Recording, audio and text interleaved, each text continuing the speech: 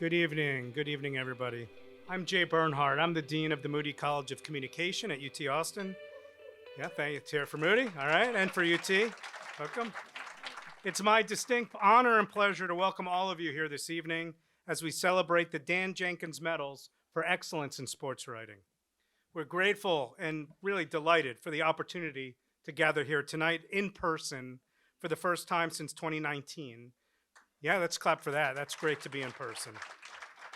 To celebrate the winners of the Jenkins Medals, and we look forward to an amazing evening ahead tonight.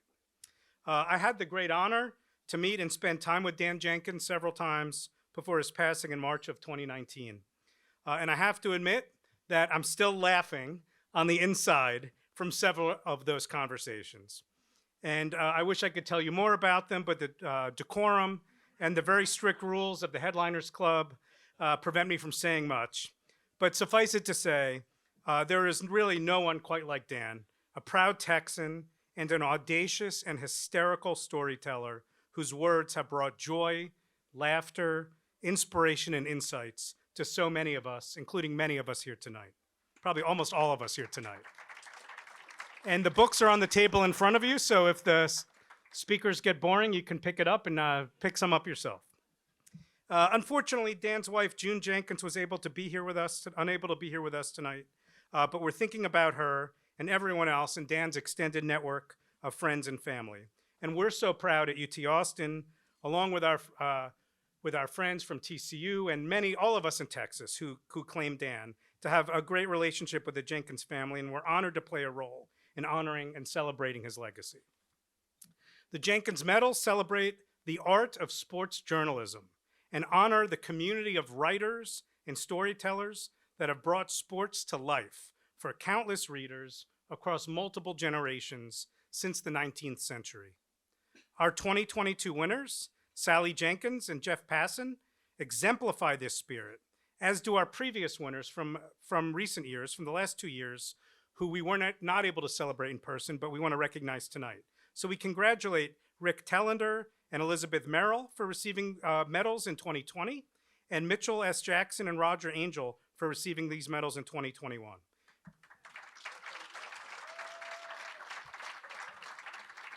We're delighted that the previous winners, along with this year's winners, are here to celebrate with us this evening, with the exception of Roger Angell, who passed earlier this year at the remarkable age of 101. So again, we're so delighted that all of these winners can be here tonight. We do at UT consider the Jenkins Medals to be the Heisman trophies of sports writing, which means that tonight's winners in the coming months and years may put them up for sale on eBay. And knowing that we need to do everything we can to support our struggling sports writers, I encourage you all to bid on those when they come up for bidding. And speaking of bidding, I also want to put in a small plug. First, let me recognize and introduce that we're proud to introduce and recognize this year's Jenkins Sports Legend, Charles Mean Joe Greene, here at the head table.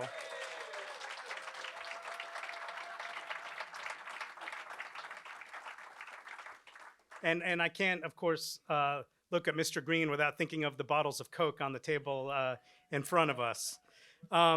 We're so glad you could join us this evening, Mr. Greene, and we look forward to your remarks later this evening.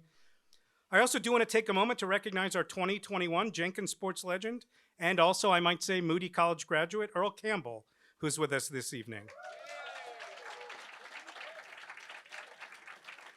We are delighted you can join us. I'd like to take a moment to extend my thanks to all of our sponsors and supporters. In particular, we would love to recognize Andy Priest and Tex Moncrief for their generous support endowing the Best Sports Writing and the Lifetime Achievement Award medals. Let's give them a round of applause. Thank you.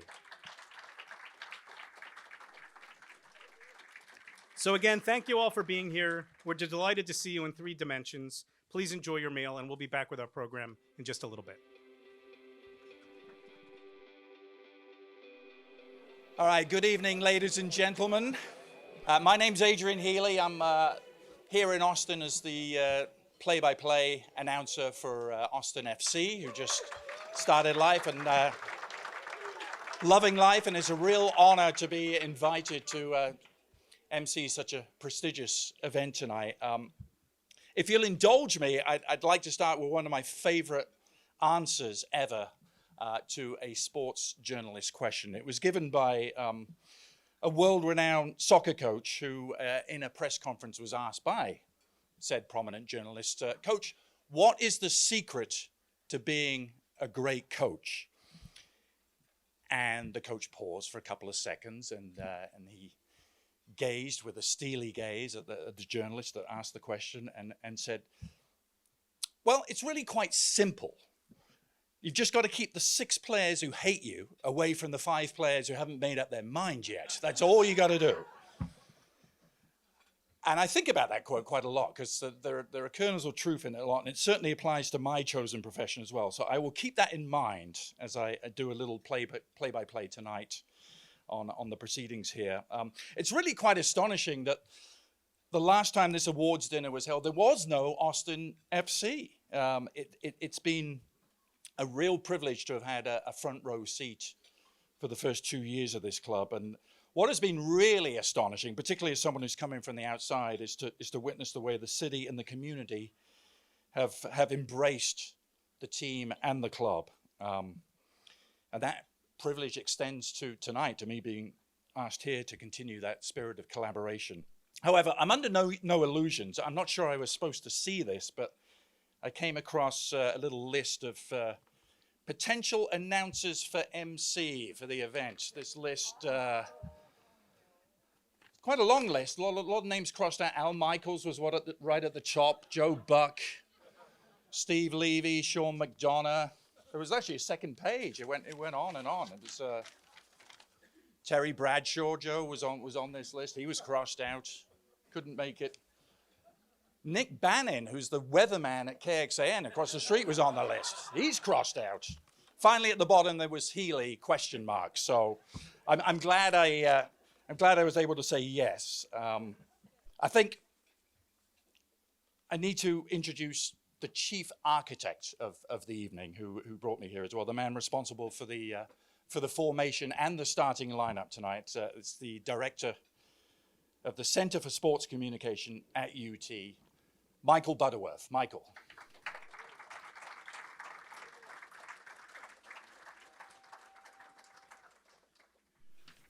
Good evening, everybody. My name is Mike Butterworth. I'm the director of the Center for Sports Communication and Media, part of the Moody College of Communication at UT Austin.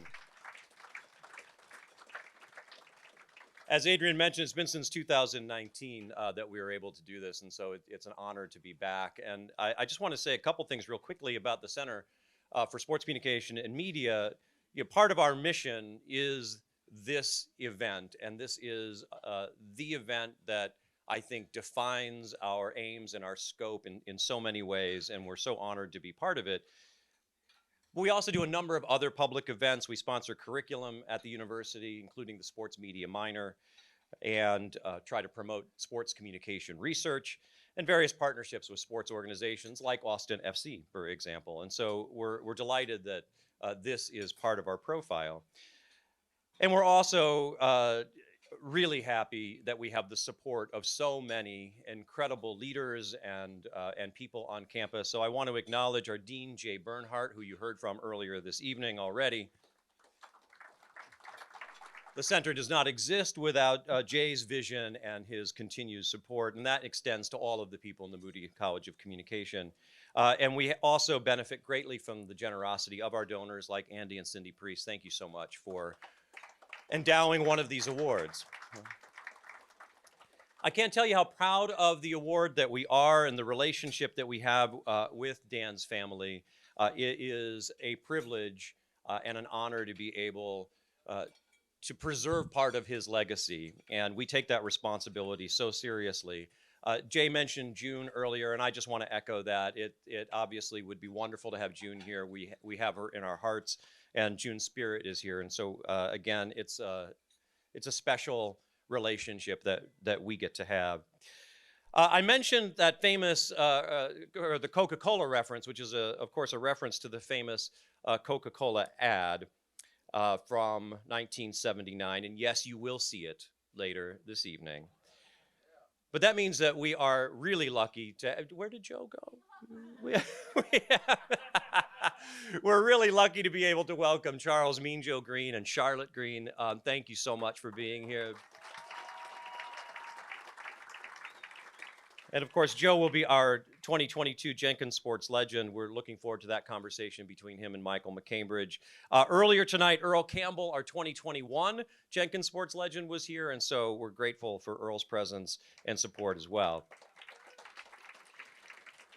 And finally, because we do have a full evening here tonight, and I want to make sure that we get to it, this evening and event is a celebration of a lot of things. We gather to honor Dan Jenkins and what he meant to sports writing, but we're also honoring the art and craft of sports writing itself. And despite reports to the contrary, sports journalism is alive and well.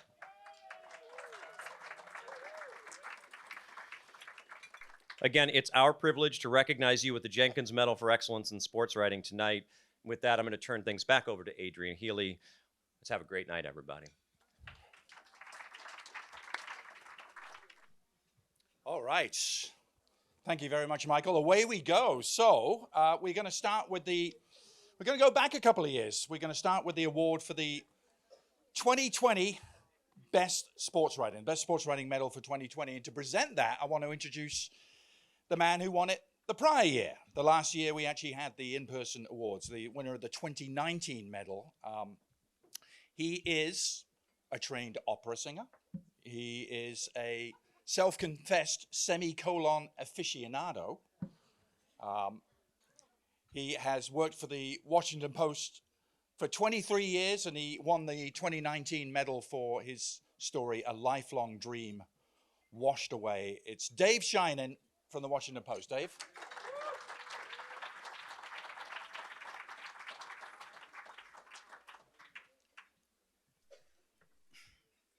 When you're given a story assignment like the one Liz Merrill was given by her editors at ESPN in the spring of 2019, it's both a blessing and a curse for a writer. It's a blessing because the story of a basketball star turned cloistered nun had the potential to be the story of a lifetime. And it's a curse because the story of a basketball star turned cloistered nun could be the story of a lifetime. The story will write itself, Liz thought at one point. It's a thing that we say sometimes about the good ones, even after the fact. That story wrote itself. But the story never writes itself. If it did, anyone could do it. There were a few dozen ways probably to absolutely screw up a story that good. The story of Shelley Pennefather, who gave up a mid-six-figure salary in pro basketball, relinquished all worldly possessions, said goodbye to her family and her loved ones, and gave herself to God. There were probably a few hundred ways to do that story adequately. Write a feature that wouldn't get you fired, might make some people smile, might get on the front page. But those stories are the ones that could have written themselves. There was only one way to craft the perfect story, and there are only a handful of people on this planet who are capable of doing it, many of whom are in this room tonight. Liz Merrill is one of them. To write a great story like that is to live it and breathe it, to internalize it at the expense of everything else in your life, including your own loved ones. You think about the story all day, you think about it at bed, you dream about it at night, you wake up in the morning thinking about it and writing down something on a piece of paper by your bedstand that you thought of in the night.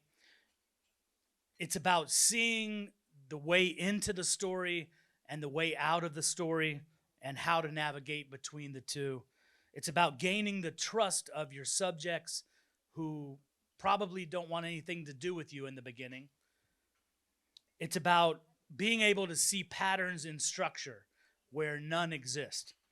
It's about fighting to retain a sense of intimacy with your story, even when your news organization sends camera crews, sound people, and producers to the interviews.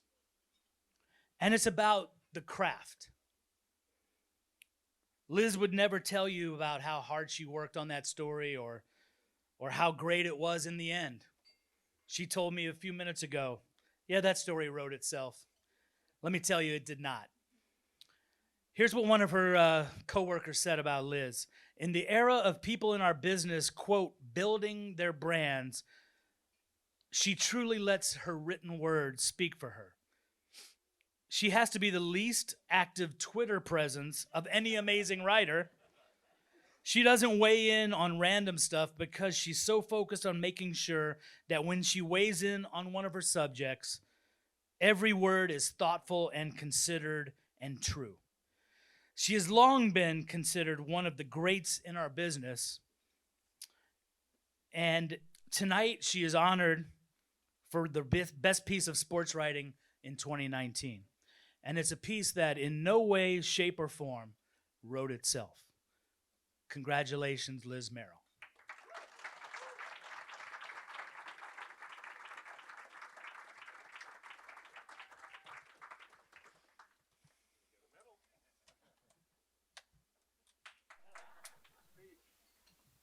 I shouldn't talk, but I will. I just want to say thank you, Sally. Dan Jenkins is someone, as a kid, he wrote the Game of the Century story. It was a little bit before my time, but as I started to write, it was something I read over and over. It's one of those stories that you can remember the lead. Being from Nebraska, by the way, 2009 Big 12 championship, that second, I don't know.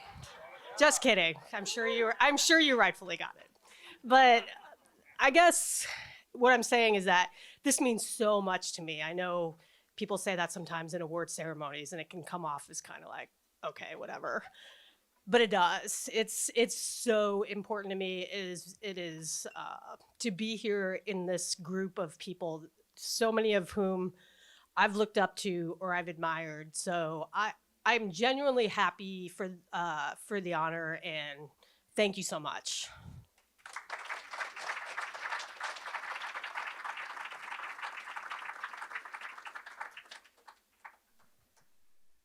Congratulations, Liz. One more round of applause. Fantastic writing. So, Liz was the winner of the 2020 Best Sports Writing Medal Award. We move on to the 2021 awards. And here to present it is someone who just served 4 years as the director of the School of Journalism and Media at UT, former writer for The National, former deputy sports editor for the New York Times, also intriguingly formerly the dining editor for the New York Times, which I'd love to hear more about as well. Kathleen McElroy.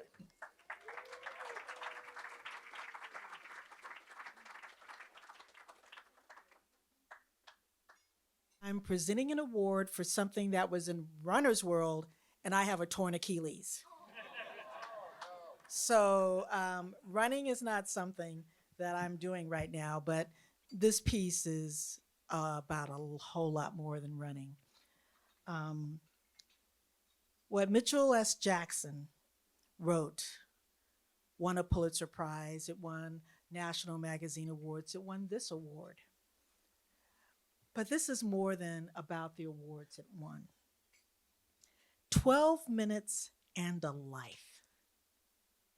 That was the print headline. It's not 12 minutes and a death. It's 12 minutes and a life. That fateful summer of 2020 has left scars for so many of us. And this piece was a way for us to acknowledge those scars and to help them heal by somebody saying what so many of us were feeling.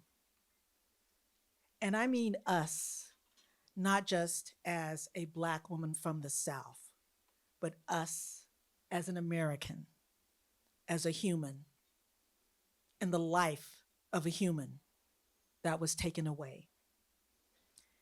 The piece is a primer on narrative journalism, which is, it's immediate, it's personal, it's dramatic. There are details like, you know, Aubrey, and I'm sorry I didn't say this in the beginning, Ahmaud Aubrey got a free McFlurry from the love of his life. And that's how they first flirted and met. They both worked at a McDonald's. It's got all those type of little details. And it's really 6,000 words, which is not that long for a narrative piece that does all of the following. It gives you a history of running. It gives you a history of race. It gives you the history of being Black in America. It gives you the history of lynching in America and gives us a new definition for lynching. It is a history and indictment of America and an excruciating breakdown of 12 minutes. But we in journalism are smart enough to celebrate a piece like this, even if we don't want to celebrate what led to it. In journalism, we recognize the importance of a story told so eloquently, so deeply, and so completely. And I will just leave you with a little bit of what he wrote. Ahmaud Marquez Aubrey was more than a viral video, more than a hashtag or a name on a list of tragic victims. He was more than an article or an essay or a posthumous profile. He was more than a headline or an op-ed or a news package or the news cycle. But he ultimately says in this paragraph, he was more than a rally or a march. He was much more than a symbol, more than a movement, more than a cause. He was loved. And that is the humanity of this piece. That is the beauty of this piece. And join me in thanking Mitchell S. Jackson for writing this.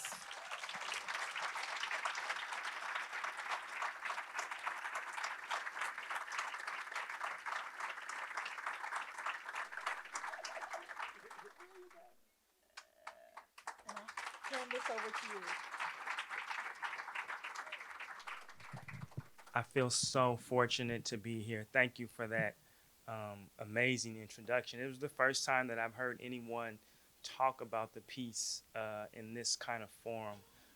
And I'm really, really thankful that that Dan Jenkins paved the way for all of us to be here, that UT Sports and Communication thought much of him to honor him with this award, that I'm being able to sit at the writers' table and hear all these amazing stories with sports writers, from sports writers. Really interesting that I never even imagined the Aubrey story as a sports story. I just wanted to write a story that honored a young man's life.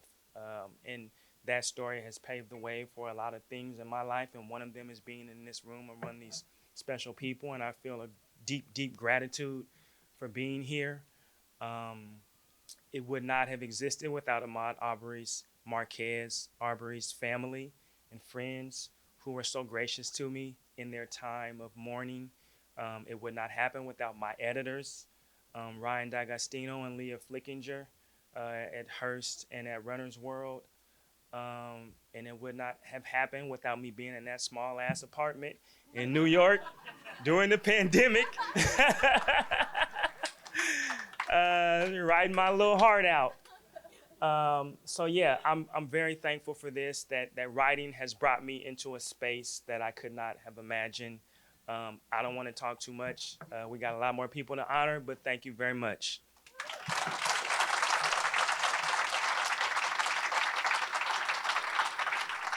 Thank you very much, Mitchell. Let's hear it one more time for Mitchell. Terrific work. So, moving swiftly on to the 2022 award for Best Sports Writing.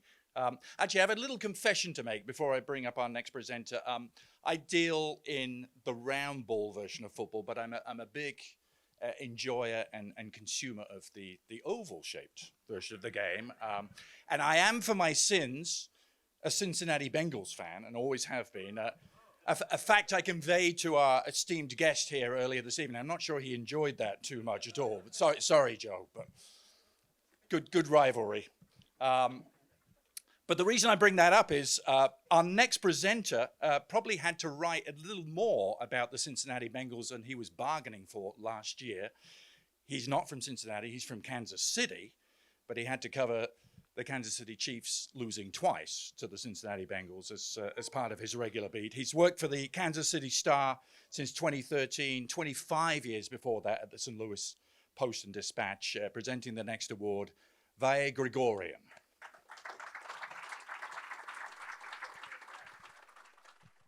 First of all, Adrian, I was going to come up here and say you're at the top of my list. I'll still say it. First of all, greetings. It's wonderful to be here, wonderful to be in Austin. I have a particular fondness for Austin. My father taught here in the late 60s and early 70s. And as it happens, 50 years ago, my mother gave me a copy of Semi-Tough by Dan Jenkins. I was 11. She made a mistake.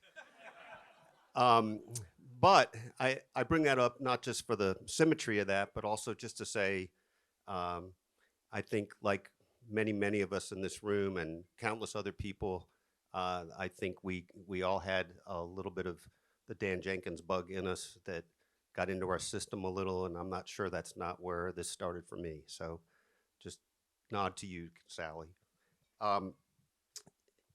It's also really my honor to be here to celebrate Dan through so many other of these wonderful ambassadors of our craft. And I'm particularly delighted to introduce my friend Jeff Passan as the winner of the 2022 Dan Jenkins Medal for Excellence in Sportswriting. Jeff is specifically being recognized for his remarkable and very important story on San Francisco Giants outfielder Drew Robinson and his suicide attempt in April 2020. Just as a snapshot of how Jeff gets into the story, after amazing and painful detail, really, to read early on, he transitions and says, that was supposed to be the end of Drew Robinson's story. Over the next 20 hours, he came to realize it was the beginning of another. I really loved that segue, Jeff. I loved how it set up what was to come. But as uniquely special as that story was, I also feel like it typifies what has long distinguished Jeff. He has an uncanny ability to earn trust, whether it's in the pursuit of the news itself or in drawing out the piercingly intimate details of stories such as that one. He can synthesize subjects in the most meaningful of ways, write with eloquence, and engage national dialogues, or some would say debates, with his views. He also has the sort of imagination and resolve that made for a 3-year project that became a New York Times bestseller on The Arm, inside the billion-dollar mystery of the most valuable commodity in sports. Jeff is what they call in baseball a five-tool player, excelling in every element of his work, so much so that he carries the respect of peers all over the country, including former co-workers of the Kansas City Star and competitors. I was in touch with one of those recently. Ken Rosenthal, the Athletic, said, Jeff is one of the most talented people I've seen in our business, and very few people can write like him.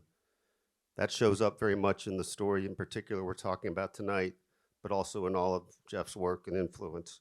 Many of us feel the same way. Congratulations, Jeff. Richly deserved.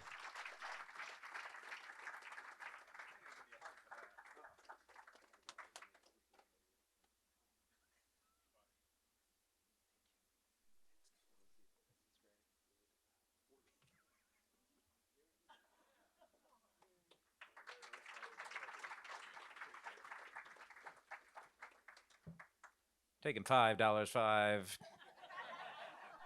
I will never, ever give this away. I'm cherishing it already. This is such a great honor to be with peers, with friends, with people I don't know, with students, with everyone who's here for a reason, and that's because you love writing. And, my days these days, a lot of it is spent on TV. I got the fancy haircut now and got the suits and all that, but deep down, I'm a writer.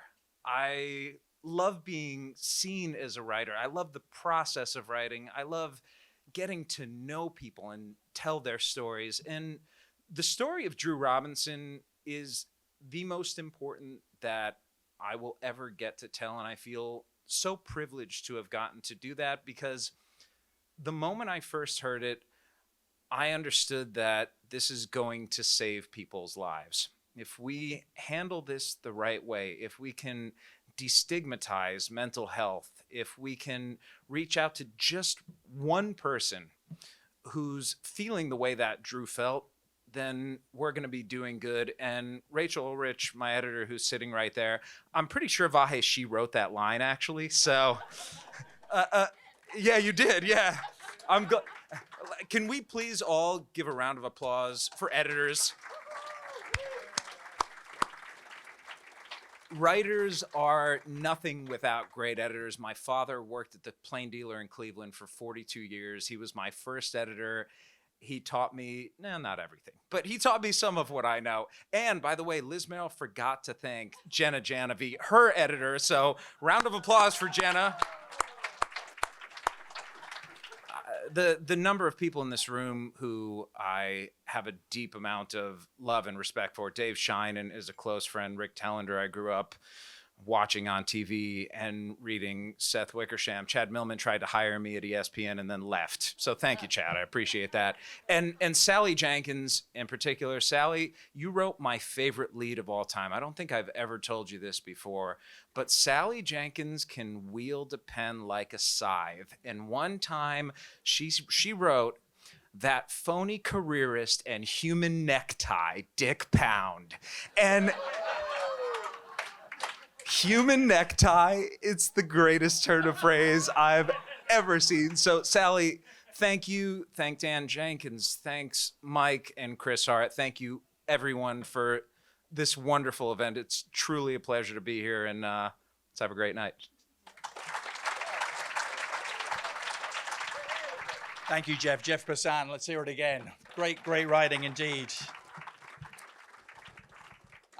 So if this was a soccer game, we've reached halfway. We've played 45 minutes. We're gonna actually break things up, and before we get on to the Lifetime Awards, a moment in the program I've been really looking forward to. We're gonna have a conversation between Michael McCambridge and Mean Joe Greene. It's gonna be fantastic. Michael McCambridge, for those of you who don't know, former columnist and critic at the Austin American-Statesman. He's written 8 books. One of them is about soccer, and it is on my must-read list, a series of letters he wrote as a Liverpool fan to a Liverpool fan in Merseyside during the course of their amazing 2020 season. Michael McCambridge is going to be talking to Mean Joe Greene. Michael is the co-chair of the Jenkins Medal jury as well, and someone who's probably spent as much time in B.D. Riley's as I have in the last 2 years, which is the Liverpool pub, for those of you that don't know, in Austin. So Michael and Mean Joe, please come on up, and we look forward to your conversation.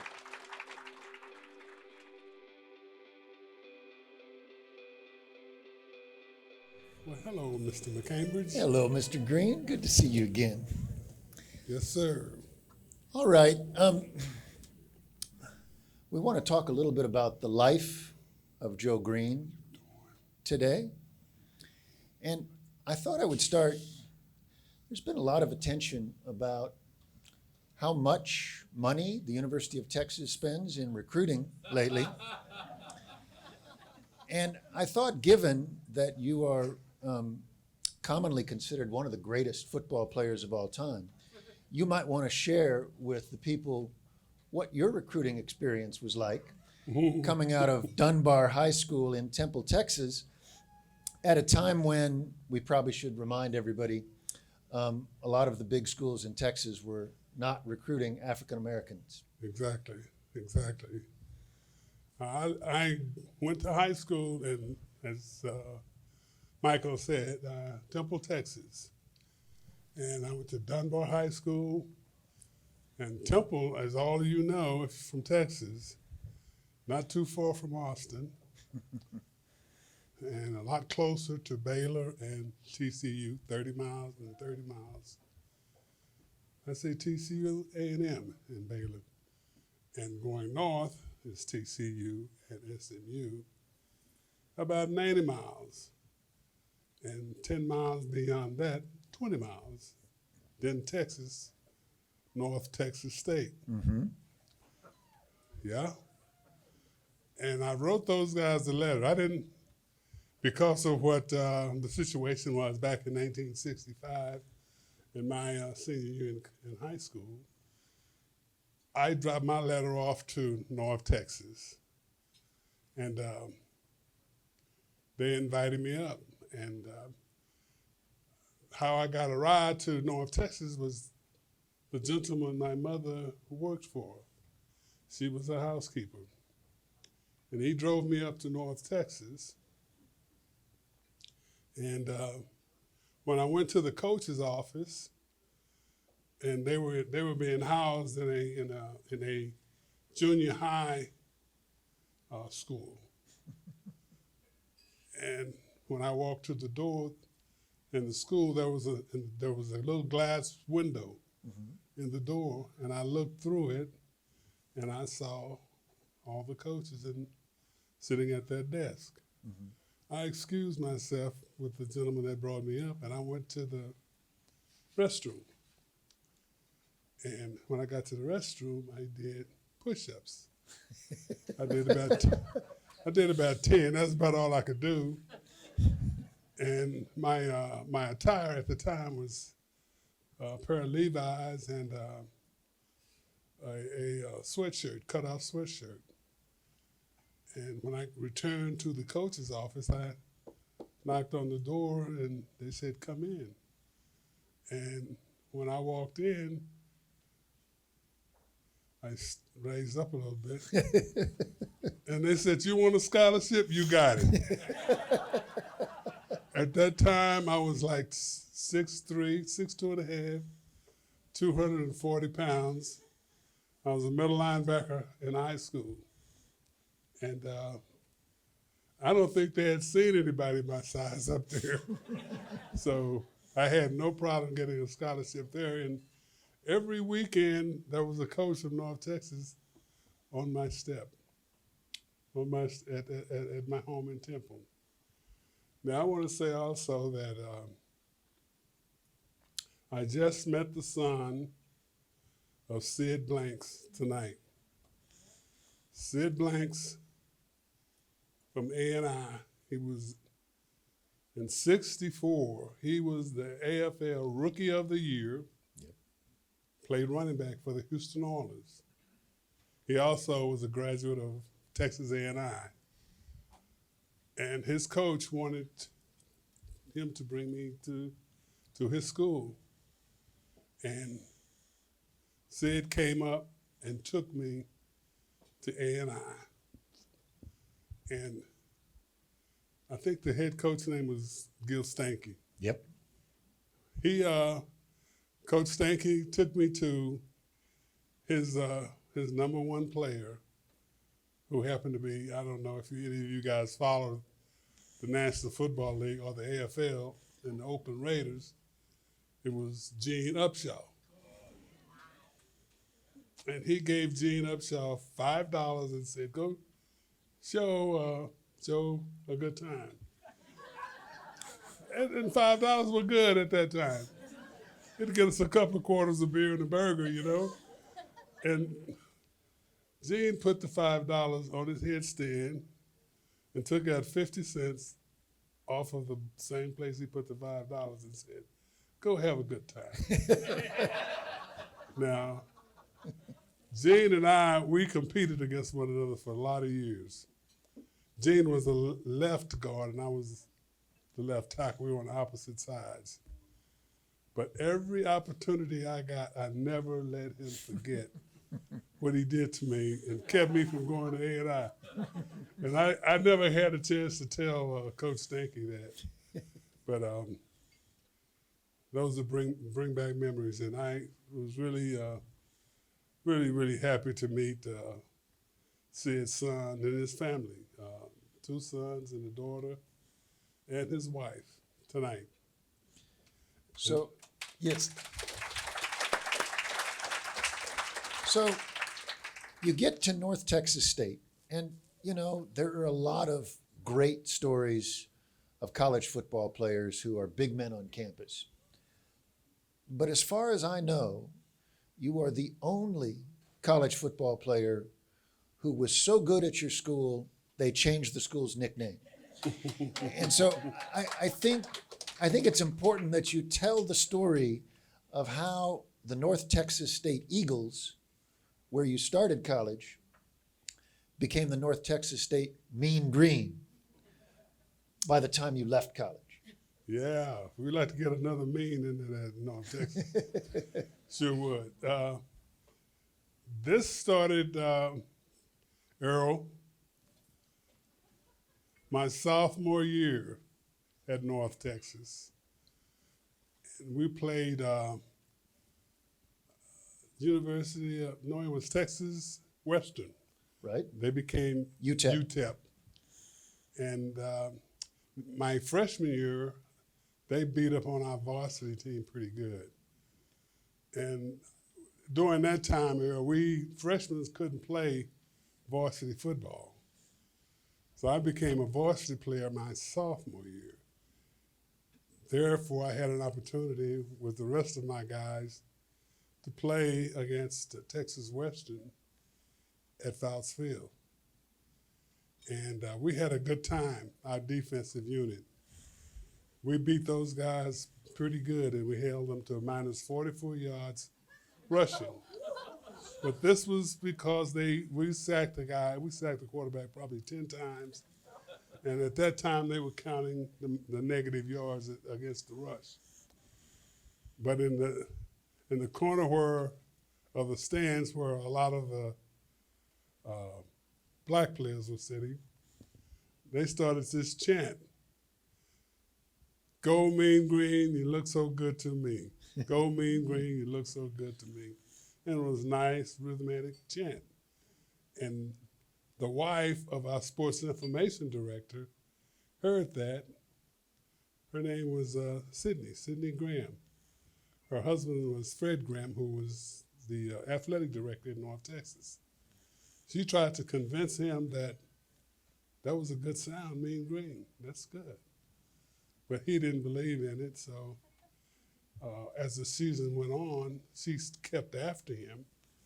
And finally, he talked to coaches into using it, and they started calling them the Mean Green Eagles. That was my sophomore year, and Mean Green Eagles was good. Then 2 years later, I get drafted by the Pittsburgh Steelers, 4th pick. And they started calling me Mean Joe. Mean Joe. And I protested about that. It's North Texas Mean Eagles, Mean Green. They called me Mean Green. That same year, we played the Giants at Yankee Stadium in September.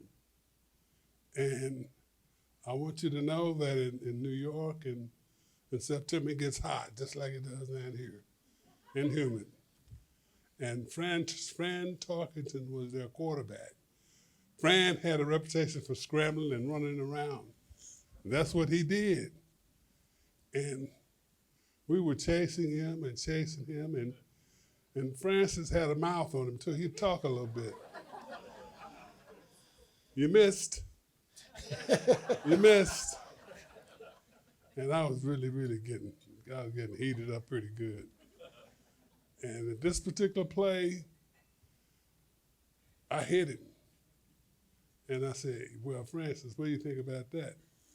And he said, Joe, look where you are. And I was 5 yards out of bounds. And soon after that, the flag hit me in the back of the head. And that was in New York, and it was, once that happened, I was just committed.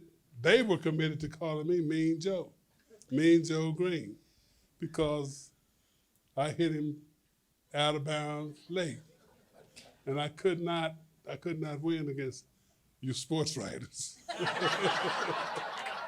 So we need to unpack this a little bit. The temper of the young Mean Joe Greene.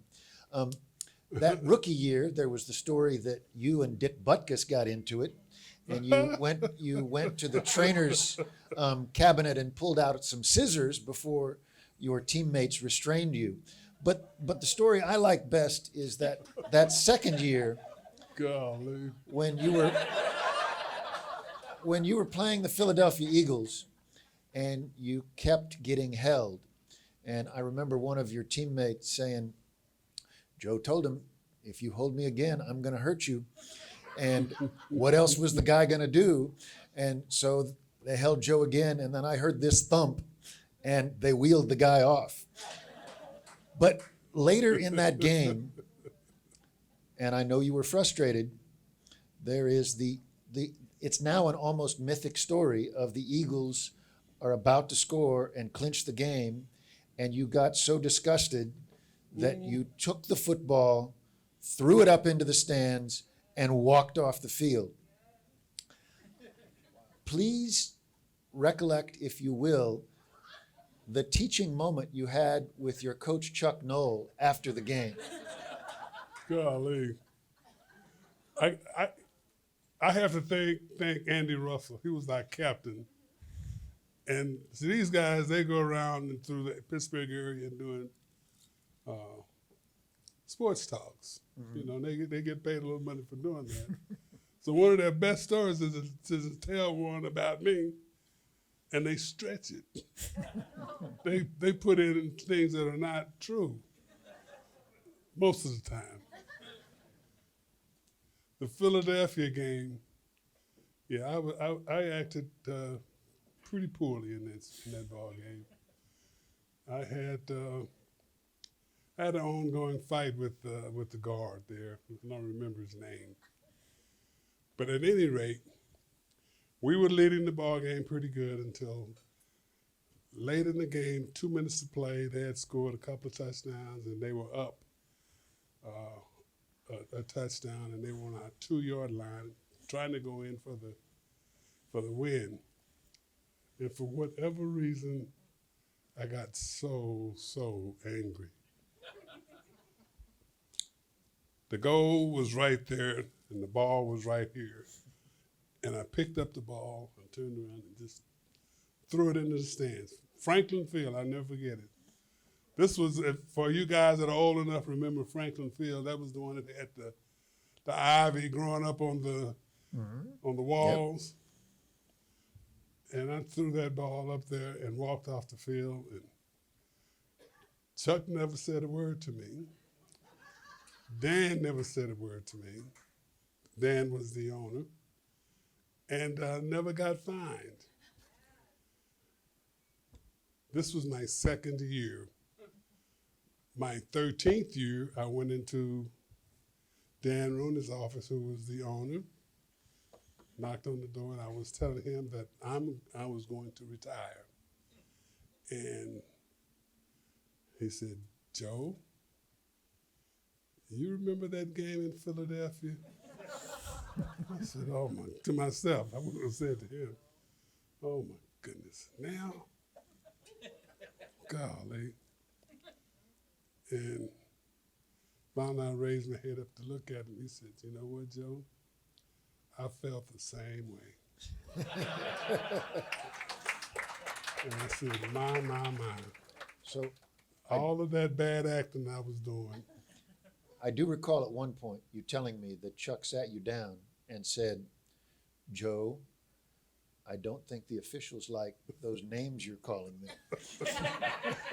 Yeah, he did that. He had a way of talking to us. Okay, so happier times now. 1974, the Steelers go to their first Super Bowl. And I can remember that all the stories that I heard about the Steelers team, the best ones were about the Steelers in their first trip to the Super Bowl in New Orleans. I believe you told me that when you guys got into town, you didn't even unpack. You just dropped your luggage off in your hotel room and then went down to the French Quarter. Yes. Andy Russell, I think, lost a rental car somewhere in the city that he never could find. But Roy Blunt Jr. told me about the night before the Super Bowl. And I should just preface this by saying, you have to remember that the night before the Super Bowl is a crucial time, and football players, being so serious, treat it as such generally. The year that Peyton Manning and the Colts won the Super Bowl, Manning had a meeting with his coach Tony Dungy and the general manager Bill Polian like 2 weeks before the game and said, hey, we don't want any wives, we don't want any girlfriends, we don't want any kids. We want to be alone and cloistered and away from it all. But Roy Blunt Jr. told me that the day before Super Bowl IX in New Orleans, he and Reggie Jackson stopped by your hotel room less than 24 hours before the game, and he said there was a sangria and dancing party going on. And people were doing the bump and taking pictures. And was that what you did to get your game face on for a really big game? Oh, we had a grand time. We had a grand time. But, you know, Chuck Noll, the head coach, told us not to let the Super Bowl take away your enjoyment. Enjoy yourselves, but don't get in trouble. He gave us a curfew, but the curfew wasn't going to be enforced. And that's what we had a good time, and we were aware that how easy it was to get into some trouble that was going to make the press. So we stayed away from that. But this particular day at the hotel, we were having a good time. We were call ourselves partying and drinking the sangria. I don't know if I had any, but everybody in the room, we were just having a good time. In particular, Ernie. Fats Holmes. Yeah, Ernie Holmes. He was the guy that had, they nicknamed him Arrowhead.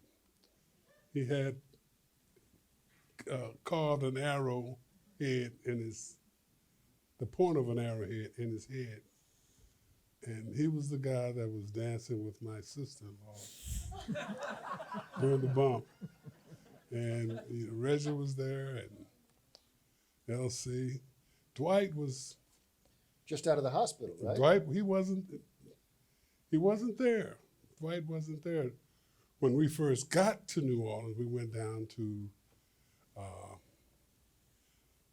what was the name of that place? It was a bar. Uh-huh. Not Pat O'Brien's. No, it wasn't Pat. It was the hotel. Carousel. Yeah, it wasn't that one. But anyway, we sat there at this bar, and it was on the street. Had a canopy over it, and it was on the sidewalk. Uh-huh.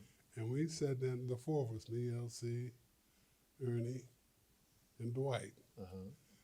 These were the guys that we did a lot of damage in the National Football League, the four of us. And we had, we ordered beer and shrimp. The you peel it kind, you know. Mm-hmm. And we were drinking the beer and eating the shrimp until all the beer was gone and all the shrimp was gone. And Dwight got sick. And, I thought that they had poisoned him. But he went to the hospital, and he didn't show up again until we kicked off.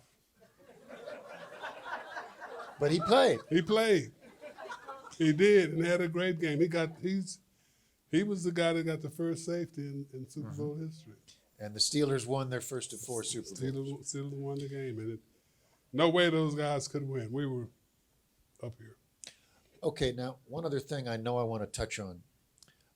One of the things that was clear when I was writing the book about Chuck Noll was that among the Steelers players and the press in Pittsburgh, you were the guy. You were the guy when somebody wanted to know the pulse of the team, they would go to Joe Greene. Your teammate, Glenn Edwards, said this: Joe was the spokesman. I don't know who made him the spokesman, but he was the spokesman. Any problem that occurred, Joe would go in and address it. Were you aware that you had that power, and how did you use it once you knew that you were the voice that people wanted to hear? I did not know that, and I wasn't aware of it, that I was the voice of the Steelers at the time. I guess I was carrying myself the way that I always did. And the reason that Dan actually said that he felt the same way after I threw the ball in the stands. Because in my mind, right is right. Mm-hmm. And I was doing what I felt was right at the time. I played the game, and I watched. When I wasn't on defense, I was watching the offense, and Chuck had to move me out of the way many times. Get out of the way, Chuck. And I saw all the guys. And when the game was over, each game, I had the ability to recall what everybody did. Mm-hmm. And most of the time, the guys that I was talking about was the offensive line. Mm-hmm. Because they tall, and they never get called unless they get a penalty. Right. So after the game, when I was talking about players, I was talking about the offensive line, John Cobes and Larry Browns and the Mike Websters and the Gene Moon Mullins, right? Sam Davis. I was talking about those guys. They could see Franco and Rocky. They could see Lynn Swan and John Stallworth. Everybody could see those guys. You didn't have to put a word for them. But I was talking about the guys that nobody saw. And I guess what I was saying about those guys was resonating. And I had to see those guys too, because, Chuck told us that when they made you captain, you're the one that's going to have to present the game ball to the most outstanding player that particular day. And, I did that a few times. But it was, Michael, bottom line, it was the love of the game. Mm-hmm. It was the love of the game and being there to play the game. And seeing over time, seeing how I did a certain thing when I was in my second year, and see how I was graduating to do that same thing my fourth and fifth year to get it up to the level that it was going to be good enough to win. And be a champion. And right. Nothing changed. Nothing changed other than what we were attempting to do. We all got better. We all got better. And you not only attempted it, you won Super Bowl IX, you won Super Bowl X, you won Super Bowl 13, and two of those Super Bowls, I should point out, were wins over the Dallas Cowboys. Yep. Which I'm sure made you popular when you came back to Texas. Now, well, let me tell you that, in Dallas, they kind of talk a lot. But when I do that, you know what the hush mouth is, Charlotte? That's what that is. So, Joe, thank you for the time. We've got a presentation for you, but before we present the UT Legend Award to you, I wanted to ask the crowd, tomorrow is Joe Greene's birthday. And would it not be nice if we led the crowd in singing Joe happy birthday? Let me hear you. Come on, somebody start us. You don't want me to do it, I promise you. Birthday to you. Happy birthday to you. Happy birthday, dear Joe. Happy birthday to you.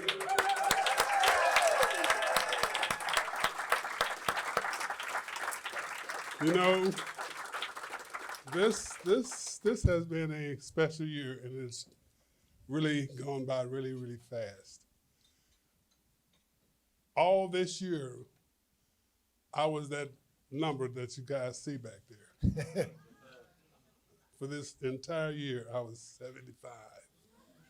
And that was special to me. And tomorrow, I got to say bye to 75. Golly. Thank you. Thank you.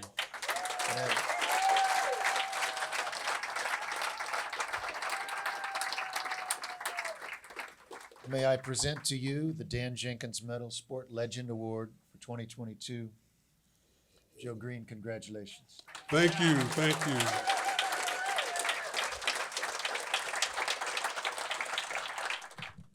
Once again, everyone, Mean Joe Greene, just fantastic. I feel like I've watched so much of Joe on videotape. I wasn't ever here for the Steelers in the 70s, but to meet him in person is just fantastic. So we have to return to the literary portion of the evening. We have some lifetime awards to now present. And I want to introduce our next presenter. I probably have something in common with our next presenter, even though I've never actually met him, and I'm very much looking forward to meeting him. We both have spent many years living in Connecticut. We both probably have spent a number of winters wishing we were living anywhere but Connecticut. He is a senior writer at ESPN. He's been there over 20 years. His primary focus is the NFL. He wrote a fantastic book that came out just last year. It's Better Be Feared, The New England Patriots Dynasty and the Pursuit of Greatness. It's a New York Times bestseller. Please welcome Seth Wickersham.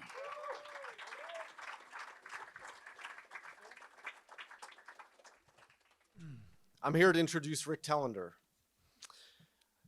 Nobody ever again will have a writing career and a career path like Rick Telander. For one, he is not only a great writer, but he was a great athlete, and as both, he came to the realization that the essence of sports is rooted not in schematics, but in story. He played football at Northwestern and went on to be drafted by the Kansas City Chiefs.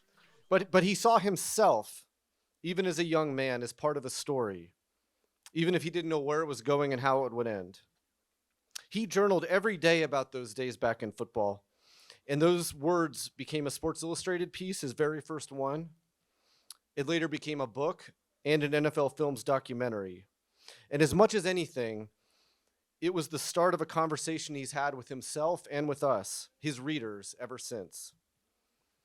And what a conversation. He's written the greatest book ever about street basketball, the greatest book ever about college football.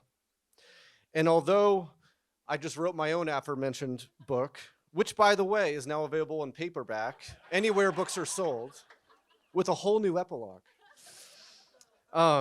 He wrote a classic book about professional football, about Joe Namath as a fading American icon who couldn't quite bring himself to walk away.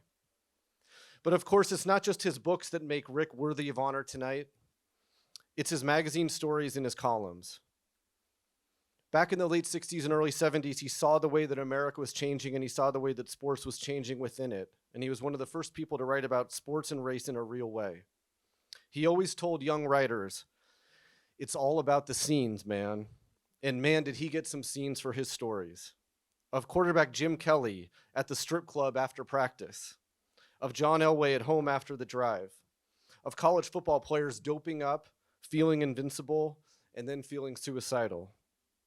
Of Michael Jordan as a young man, learning his way around Chicago, and as an older man, when Rick was the only journalist Michael allowed into the gym as he prepared for his comeback in his 40s. Now, writers are famously insecure and neurotic, But Rick has always had this kind of it's really annoying, but it's this salient confidence that would all work out. The night before the 1995 Super Bowl in Miami, he decided to road trip to Key West for the night with some colleagues and a hobo named Side Door. I'm not kidding. He had become friends over the course of the year with Side Door because, of course. And Rick actually brought Side Door with him to a lot of his interviews that week when he was reporting his Super Bowl game story for Sports Illustrated, including Joe Montana, who really liked Side Door.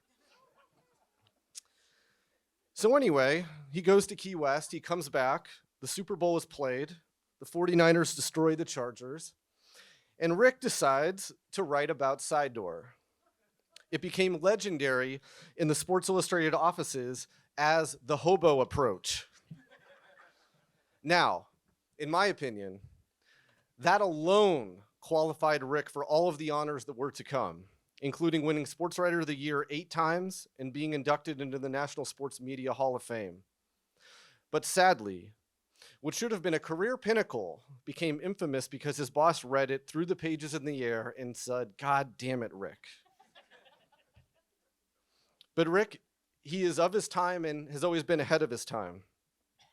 Before there was Around the Horn or PTI, there were Sports Writers on TV, a show that he helped usher in Chicago.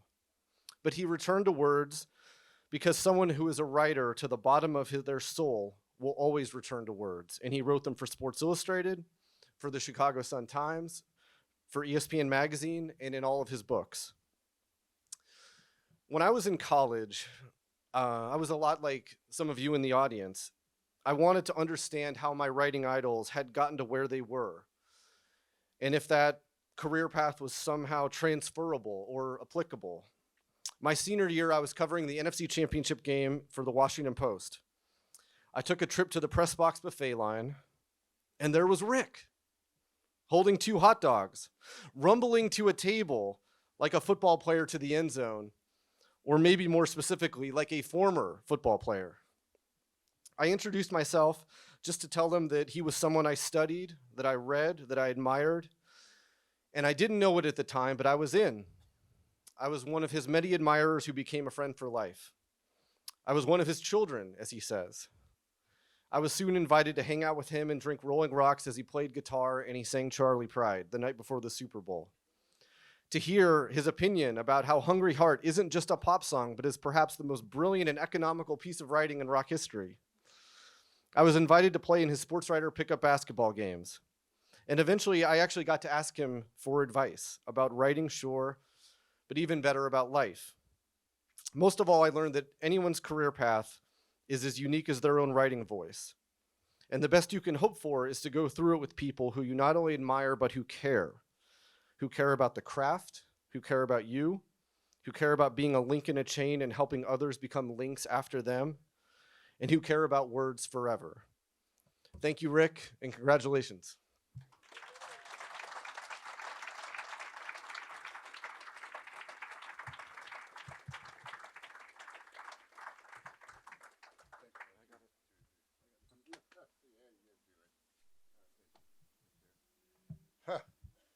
Well, I don't know. Getting introduced, stuff like that always just kind of blows me away. But Seth, Chad Millman, my buddy there, Michael McCambridge, I didn't even see. I said, "How you doing there?" Mean Joe Greene, who isn't really mean. I know that. And meeting everybody. Catherine, I'm sorry about your Achilles. I know there's new ways to heal them now without surgery. I don't know. I hope that's working out. Sally, yeah, I hope, just get better. Don't worry. You'll be fine.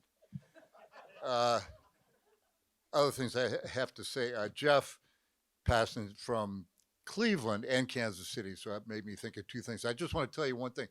Was it a week ago, I guess, or the Sunday, the Cleveland Browns, which I've come to call the Stains. I'm sorry. Anyway, they lost a game. They were ahead by 13 points with 2 minutes to go. In the 2,229 games before that, going back to 2001, no team in the NFL had ever lost a game. In the final 2 minutes, they're ahead by 13 points. Friend of mine, I got a lot of buddies from Cleveland. I even played in the Gus Macker basketball tournament, this ridiculous thing. There were 4 of us. The other 3 guys are from Cleveland. One of them did some research talking to Buddy. the last team to do it was the Browns. It's a 1 in 1,000 chance of that happening. It was a 99.9% chance of winning, according to the DraftKings or whatever at that moment. They did it twice. And the last time I looked at was to the Bears. And the Bears actually scored twice in the final 35 seconds. And then 2 minutes into overtime, Mike Brown took an interception in for a touchdown. And so my son-in-law is from Cleveland. My grandchildren on that side are from Cleveland. They wear, as I was saying, the other guys, Cavaliers jerseys and Browns jerseys. And it's like, it's just sad.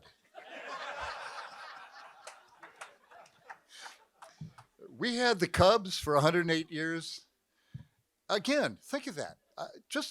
There I am, the 7th game of the World Series in Cleveland. Cubs haven't won in 108 years the World Series, have not won it.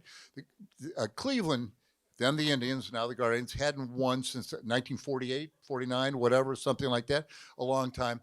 The 7th game of the World Series, a rain delay in the 9th inning. And, of course, the Indians lose. And the Cubs, it was just, I couldn't believe it. I'm sorry. I'm sorry, but I love Cleveland. It's like a guy I wrote about quite a bit was Jim Kelly, and he went to 4 Super Bowls in a row and lost them all. It's incredible. But, you take moral victories. That's what they used to tell us when we lost. Okay. The other thing I want to say, June, I wish you were here, because Dan Jenkins always wrote about women. He ranked everything, stages of drunkenness. We all know all the things he did. And they're women, and they had all these weird names, including like shaky leg or skanky leg, something. I don't even know what the stuff meant. But you started at a 10 and you worked your way up. And 2 was the best there was, because there's no human who was a 1, no woman. But June was a 1. Just so you know, she is a 1. All right, I happen to have a book here by Dan Jenkins, Baja, Oklahoma, which is actually Texas. It's ridiculous, but that's it. It's in between, whatever. It's it projects into the country. But he wrote it, I don't know when I got this, but he wrote it to my wife, Judy. And he says, "To Judy, if Tolstoy had liked chicken fried steak, he'd have known more about life itself." Dan Jenkins. Listen, I've only been waiting, and Michael, 2.5 years to do this, so I built up a few things to say. I'm sorry if you get bored. You know what you do? You pull out your keychain and just hear a little noise, and I'll get off the stage, all right? I got to say a couple things. I got to put my reading glasses on, because I am the Lifetime thing, which to me immediately reminds me of a legendary sports writer from Chicago, Bill Gleason, one of the guys who was the original, the group, the Sports Writers on TV. They were way ahead of their time, as corny as they might have seemed. Bill Gleason, Bill Joust, Ben Bentley, and George Langford was the 4th. They were on WGN radio back in the late 70s. And Bill and Ben and Bill, 2 Bills and Ben, from the north side of Chicago, the west side, and the south side. And George Langford was from Georgia, so you could tell the voices apart wonderfully on radio. George couldn't do the TV part of it because he had to work at the Tribune. He was an editor and he couldn't be there and whatever. So I took the spot because our producer, a young guy named John Roach, who lived in Madison, Wisconsin, and he came down and he said, "Well, Rick, those guys all know you, and we're picking you because, as the 4th, because we need somebody without a prostate problem." And that was true then. So, at any rate, I come into the Sports Writers on TV, where we have it in the studio, and it's a felt poker table, green poker table, and there's just one light hanging down. It might have said old style. I think it probably did. It's kind of stained glass.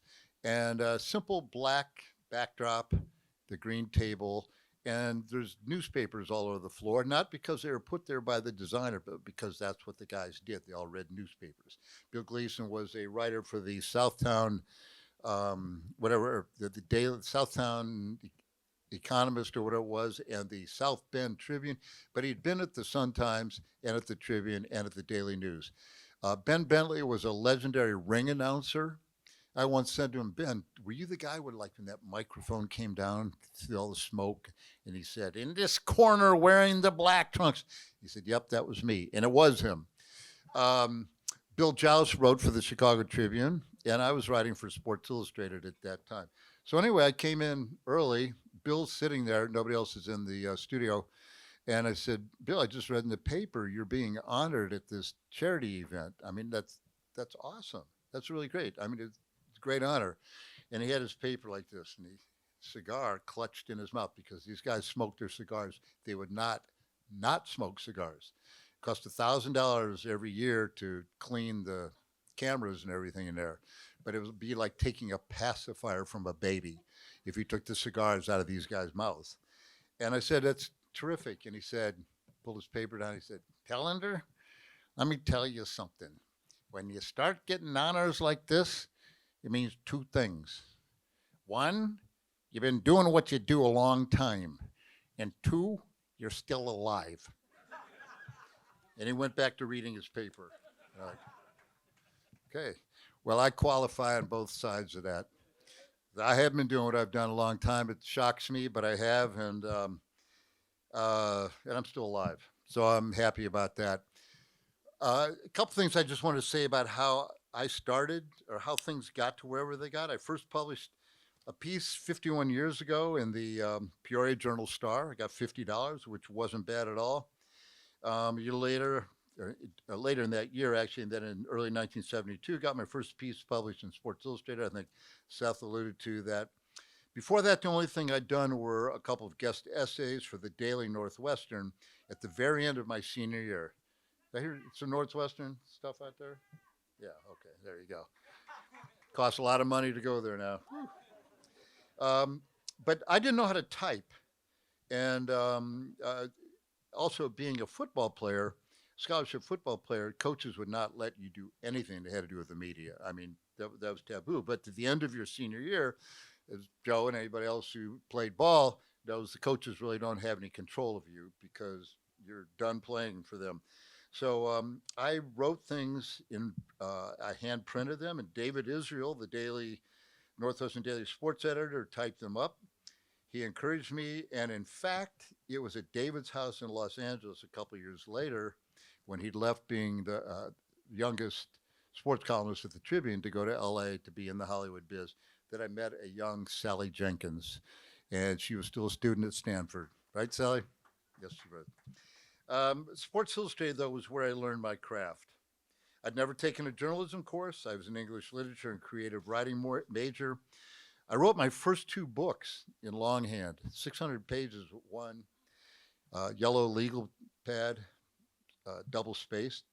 As I said, I couldn't type. The first stories I did for deadline stories for Sports Illustrated were hand-printed pages that a Western Union kid, I'd call to him, he'd take them, and they'd roll around in some kind of mimeograph telephone machine that got sent up to the Time Life building in Rockefeller Center for a touch of that magical whatever they did there.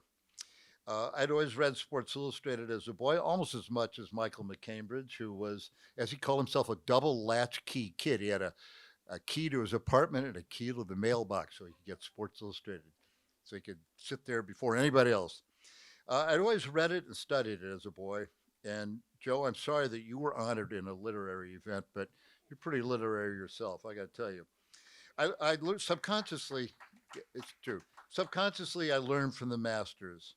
I marveled at the way they spun stories. And then I learned from them directly when I became a special contributor at Sports Illustrated and finally a senior writer in 1980. Frank DeFord, John Underwood, Curry Kirkpatrick, Bob Boyle, Mark Cram, Roy Blunt, the marvelous Bill Knack. I read and studied them all. And then as a member of the tribe, a lower member, but when I could, I talked to them. I studied them as human beings, just as I studied my subjects and my own stories. Where did their skill come from? How did they think? What did they see? How did they do what they did? Then came the next generation of great Sports Illustrated writers: Alex Wolff, Jack McCallum, Rick Riley, Sally Jenkins, her own bad self, Gary Smith, Richard Hoffer, Steve Rushin, on. And with each of them having a near direct predecessor. Frank DeFord, for instance, begat Gary Smith. Roy Blunt begat Steve Rushin. All the greats put together formed all of the followers. And then there was Dan Jenkins.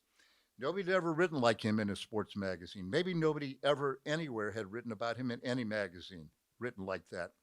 Rick Riley is Dan's direct spawn, but his influence is everywhere. Funny stuff, funny words, body words, wild observations, similes, metaphors from out there in tumbleweed Texas, from obscene deep Texas, quotes to make any story lively and worthwhile, a head slapper with a line or two you'll be repeating to your pals at the next backyard barbecue. Jenkins could write like people spoke, but even more, he could write like they thought. This is something that has come to me recently, and it has to do with, I guess, being a senior citizen. Times change, mores change, standards change. I remember sitting with Dan and a bunch of people at a Super Bowl, and he'd play this game, and maybe Sally remembers it. It's called Never Have I Ever. And people would sit around, and you had to come up with something that you had never done that everybody else at the table had done. And I remember one of the winners was a woman said, "I've never eaten a banana." So that was the kind of game that Dan, he would sit there at the end of the table and be the king of this group. $1,000, $2,000 bar tab, it didn't matter. He'd pick it up because Sports Illustrated didn't pay you tons of money, but your expense accounts were irrelevant. And he took that to the limit. So there'd be Dan drinking his young scotch, and we'd all be thinking about him and thinking about the books, the fiction that he would then write or had just started to write. And I used to think that if the round table at the Algonquin Room had been transported to a trailer park in Lubbock, that might have been what it sounded like. Jenkins' books nowadays might be considered taboo. Who knows? They might even be banned. I worry about books that are banned. I worry about censorship in any form. Times change. Dan used a lot of words that you don't use nowadays, but I think people have to realize as you look back that this is what the times were. The 70s were different from the 80s. The 80s are different from the 90s. And God knows that it was all different from the 50s and 60s and what we have now. And things have changed. And when you get old, sometimes you get nostalgic for the old days and say that they were better, but they weren't better. They were just different, and you were younger. I think about another writer who writes about Southwest, if you will, and that's Cormac McCarthy. He's written a lot of books that maybe you've heard of, All the Pretty Horses. But the classic one was No Country for Old Men. And in that book, which then became a movie, an Oscar-winning movie, I found a similarity. The alter ego for Dan Jenkins was a guy named Jim Tom Pinch. The sheriff that leads the narrative in No Country for Old Men his name is Ed Tom Bell. He was played by Tom Lee Jones, the actor. Something to all that. And I think that what Cormac McCarthy said about the changing times, the thing that he couldn't deal with, the old sheriff, he said it starts when you begin to overlook good manners. Anytime you quit hearing sir and ma'am, the end is pretty much in sight. And what I see in Dan Jenkins' novels, and we all read his columns and his nonfiction, but in his fiction was where he really, I think, left his mark, was the same thing that I see in Cormac McCarthy and maybe you see in Old Men and you see when you get Lifetime Awards, Things change, and what you want to hold on to is what you saw that was good in the world. And change is hard for all of us. It's very, very hard. And it's the one thing that I would like to think we can continue changing without censoring, with understanding what came in the past, and with embracing what's going to happen in the future. And with that, I could go on and on lots, but I just wanted to say I'm so thankful for this. I'm proud of it. Michael, I didn't think it was ever going to happen. It's been some bad times here with COVID, climate change, and you could say the political elements that are going on in the last 3 years. It's been really rough. And having said that, I'd like to think that No Country for Old Men, you know what? I think maybe it is a country for old men, and I'd like to see it continue that way. Thank you very much.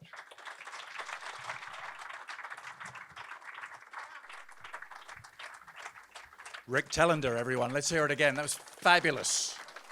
And Rick, just on a personal note, as previously disclosed, a Bengals fan, I enjoyed hearing your tales of Cleveland misery. That was an extra bonus I didn't think I was going to get tonight. Moving on to our next presenter. Actually, there's a Kansas City theme to tonight as well. Our next presenter is a 30-year veteran sports writer, most notably with Sports Illustrated, also the Kansas City Star and The Athletic. He now writes independently at Joe Blogs. He's the author of the New York Times bestseller, The Baseball 100, a chronicle of the 100 greatest players in the game's history. Joe Posnanski. Yeah, I'm from Cleveland. I have to tell you, I feel really, really unqualified to be here tonight to present the Dan Jenkins Medal to Roger Angell. I am not, when you start in sports writing, you read all of the greats of the past, You look at them and you study them, like Rick was talking about, and you read them and you come to admire them. And by admire, I mean you steal from them. You steal their styles, you steal their jokes, you steal their voice as you search for your own. So, and that's what I did, as everyone did. And this incredible Dan Jenkins Medal has been presented to some of those people that I proudly stole from when I was young, starting with Dan Jenkins, but Dave Kindred and Frank DeFord, Gary Smith. These were people that I grew up reading, and when I first started, I thought I wanted to be just like them, and I would study them and I would steal from them. And then you were in the business for a little while, and you get to know some people who are contemporaries of yours, and you admire them. You steal from them, and so that's what I would do, and I would steal from Sally Jenkins, and I would steal from Rick Telander, and I would steal from Dave Sheinin and others in this room. And then you get older, and young people come along, and you admire them, and you steal from them. You steal from Jeff Passan, and you steal from Liz Merrill, and you steal from the young people, because they all have something that you admire and you can see in them, and you think, I want some of that. I want to be able to do some of that. And the one person that I never tried to steal from was Roger Angell.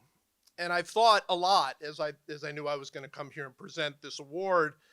I thought a lot about why that was, why it is that I never tried to write like Roger Angell. And I think it comes down to something very, very simple, which was, I think all of us have a style and a voice that we write with. And Roger Angell, who wrote for The New Yorker for many, many years, most prominently baseball, but wrote everything, wrote fiction, wrote poetry. He didn't have a style exactly. His style was clarity. And that's how he wrote. He just wrote the clearest, crispest possible words for every occasion. And you can't steal that. You can't steal Willie Mays' style of going back on a fly ball. You can't steal Michael Jordan. You can't steal Earl Campbell. And you can't steal Roger Angell. He was literary royalty. His mother was the first fiction editor at The New Yorker, and his stepfather was E.B. White. So he grew up in this world. And he was in this world himself as a literary person. He started, his first thing that he wrote for The New Yorker was poetry. And then he was a fiction editor, and he stayed a fiction editor for a very long time. And he didn't start writing baseball until he was 41 years old and had been there for a long time. And it was shortly after he was the editor for probably the most famous baseball story ever written. John Updike, on the last day of Ted Williams' career, wrote a very famous story called Hub Fans Bid Kid Adieu. And the story ends with, maybe, doesn't actually end with it, but it close to ends with maybe the most famous line in the history of sports writing, where he talked about after he hit the home run in his final at bat and he ran around the bases, feather in a vortex, and he gets to the plate and the crowd is cheering for him and begging him to tip his cap. And Ted Williams never tipped his cap to the fans. And he came all the way around and he scored, and the fans cheered and they wailed, and he went into the dugout and they pleaded with him, and his teammates were hitting him and saying, "Go out, this is your last time up, tip your cap." And he didn't tip his cap, and John Updike, sitting in the crowd, looked down and wrote, "Gods don't answer letters." And Roger Angell edited that piece and thought to himself, you know, I should write baseball. I like baseball. And William Shawn was the editor of The New Yorker at the time, and he was not a particular baseball fan, but he liked to hear about baseball. And he wanted somebody to write about baseball for the magazine in the literary way that The New Yorker was. And he said, "Would you want to do this?" And he said, "Yes, I would." And the very first time he took his 14-year-old daughter to a Mets game where they watched an old Willie Mays, and he said, "This is what I want to do." And for the next, well, he lived to be 101. He died this past May. For the next 50 years, he wrote the most clear and beautiful baseball writing that is imaginable. And as a baseball writer, that's actually very horrifying to me. I'm writing a book now called Why We Love Baseball, and the book is all about, you know, the little things about the game that make it so special. And one of the things that I love about baseball, I think that a lot of us love about baseball, is that it is a game, relatively speaking, without a clock, right? It is a game where strikes are seconds and outs are minutes, and this is how the game progresses, and there's no countdown at the end. And so I want to write about this. This is why we love baseball. So listen to what he wrote about this. This is Roger Angell. Since in baseball time is measured only in outs, all you have to do is succeed utterly. Keep hitting, keep the rally alive, and you have defeated time. You remain forever young. Well, what's left to say now? That's the end of that. And that's what he always did. He would write things, and you can see that he used to talk about how he never wanted to be, David Remnick wrote this when he wrote in his appreciation. He wanted to be somewhere right in between, and I wrote it down, he wanted to be right between poetical and hard-bitten. He wanted to be smack in the middle of those two things. He didn't want to be poetical, and he didn't want to be cynical, hard-bitten. He wanted to find that middle ground. And there's a very funny story. He learned a Yiddish word, and Roger Angell is probably the least Yiddish person probably who's ever lived, but he learned this word, and the word is ungepatchtet. And Yiddish is impossible really to translate into English. It's a language that has many, many translations. So I called the most Yiddish expert I know, who is my mother, and I said, "What does that mean? What does ungepatchtet mean?" And she said, "It's not a nice word." I said, "Okay, well, what does it mean?" She said, "It means garish, like disgustingly over the top, Like if you saw somebody's house that was like overloaded with Christmas decorations, that would be Unga Pachta. Or you would see somebody with like a dress that just was ridiculous and over the top. That's Unga Pachta. And he learned this word, and he used to tell people, what only thing that I want is I don't want my writing to be Unga Pachta. I don't want my writing to be over the top ever. I want it to be simple. I want it to be clear. I want it to be precise. And if you do that the way Roger Angell did it, then it is poetry. If you do that the way Roger Angell does it, it's beautiful, and it rings like a bell. And you know, that's something that all you can do, I think, as a writer is just sit back and admire it and try to go back and do better, but you're not going to take that. I actually, it's a regret of mine, I never actually met Roger. I've met most of my heroes, almost all of my heroes. In fact, in the business, I've met Dan Jenkins on multiple occasions. I've met Dave Kindred. I've met Rick. I've met Sally. I've met most of my heroes in this business. I met Jim Murray. You might know Jim Murray was. Jim Murray was the longtime great columnist for the Los Angeles Times. Very funny, very wonderful writer. And I met him at Augusta at the Masters. I was 23, 24 years old. And I went up to him and I said, Mr. Murray, hi, my name is Joe, and I'm a sports writer, and I want to be a sports writer, and I'm trying to my best to be, and I love you. And I just babbled for like an hour. I don't know. It was a long time. I babbled. And he sat there, and he had those thick glasses, and he just kind of looked at me through those thick glasses. His eyes looked like 5 times their size, and I was nervous. And at some point in my mind, I'm stepping out of myself, and I'm saying, "Okay, you can stop talking now." But I couldn't stop talking exactly.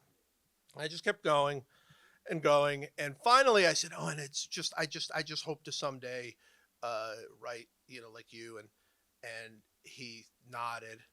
And he put his hand on my shoulder, and I'll always remember this. It was very touching. He put his hand on my shoulder and he said, "Next time, use fewer words." Which those of you who have read me know I've never ever taken that advice at all, actually. But I never met Roger Angell, and I followed him around at a couple of different World Series. I would see him there, and I would follow him around to try to see if there was anything I could pick up. And I would watch him go into the dugout, and he would talk to Joe Torre or somebody, and I'd be like, "Oh, okay, he talks to people like I do." And then I would see him go on the field, and he would watch batting practice, and I would say, "Oh, look, he watches batting practice like I do." And then he would go up to the booth, and he would eat a hot dog, and I'd be like, "Oh, I do that, I do that." And I did this, and I followed him around, and I was always too nervous to go up and talk to him. But I realized at some point that I was never going to learn anything just following him around, because he didn't do anything different. It was just, he had this incredible genius to see what he wanted, to see what was on the field, and just without any filter, put it on the page. And it was beautiful. I'm sorry he's not here. I wish he was here. I know he would have loved this event. And he truly, truly was one of the greats. So I just want to thank everybody. Certainly thank the committee, and thank the Dan Jenkins Medal people for honoring one of the all-time greats, Roger Angell.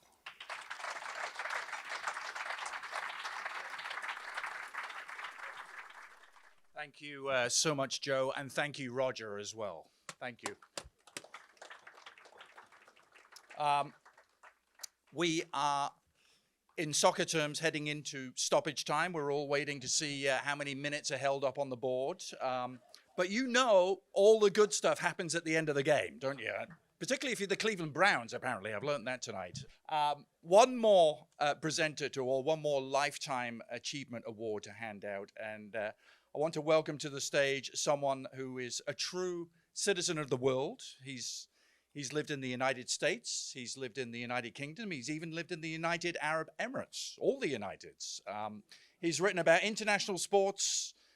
He told me a little earlier tonight he's traveling to Qatar to cover the World Cup this November, December, so I'm extremely jealous. He is a fantastic writer for the Washington Post, Chuck Culpepper. Chuck.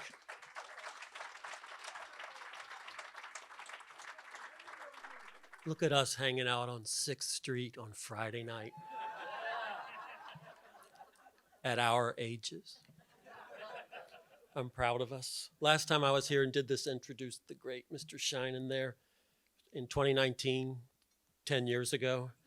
And I was whining about having to get to Columbus, Ohio to a kickoff at noon the next day. And this time it's Wake Forest at noon tomorrow, which is almost here. And I think it's fitting because I'm fundamentally incapable of going to a Wake Forest football game without thinking of Dan Jenkins needling Florida pre-Spurrier by saying it had the attitude of Alabama with the accomplishments of Wake Forest. So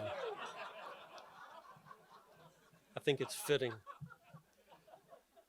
Now, I'm going to talk about Sally, so I'll keep it to 3 hours. Dear Ms. Jenkins, on behalf of the jurors in the 2022 Lifetime Achievement category of the Jenkins Medal for Excellence in Sports Writing, I wish to apologize to you that we voted for you unanimously, that we caused you to wander clear out here, and that we have placed you in this lousy situation. We are sorry that we could not control ourselves. Please try to see it from our viewpoint. We have celebrated for decades your ravishing respect for the language, which is kind of a priority around here.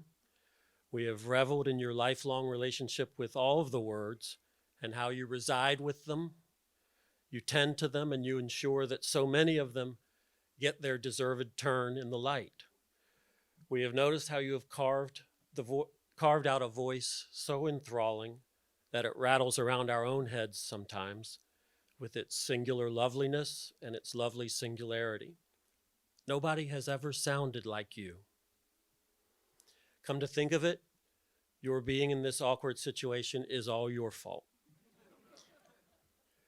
We know you have graced decades of pages of various types, with a beauty often gasp-worthy, with an insight never jaded, with an eye that never tires in discerning the gorgeous and the absurd, and with maybe even, on occasion, the world's most eloquent blowtorch. The great Matt Rennie also reminds that piled atop all that, you retain the capacity for hilarity. No wonder you ended up stuck here in this situation. As I thought back through your words through the years, I thought about the smear of bright yellow, that old Schwinn that moved like a canary in the smoke after 9/11, and Steph Curry off on a hummingbird's course to the basket, and Pat Summitt's brothers rattling the ice in their glasses so she'd pour them more tea when they were kids, and a certain French figure skating judge who got a lot of play, and a coach being as close to a legit head coach as a grackle is to an attack helicopter, and the NFL owners choosing the wrong knee, and the NFL handing the owner's wife a mop and a broom and saying, "You clean it up," and 40 years of writing the same damn story about the same NCAA shortchangers who'd begrudge a female athlete an equal amount of air in a tire.